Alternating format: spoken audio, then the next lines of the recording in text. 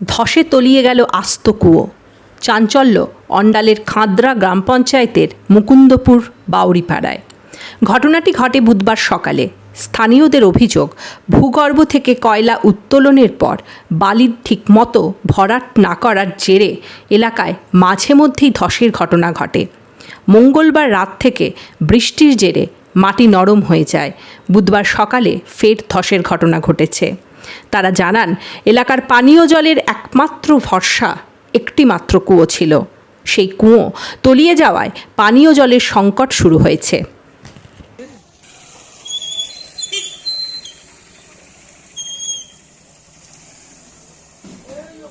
কুয়োটা বানিয়ে দিতে হবে, না বানিয়ে দিলে আমাদের টাঙ্কি চাই আর কলের জলের ব্যবস্থা করতে হয়। সব জায়গায় কলের জলের ব্যবস্থা আছে, কেন এইদিকে হবে না? মুকুন্দপুরে জলের খুবই অসুবিধা। সব সময় বলে জল নেই, জল নেই। জল কেন থাকবে না?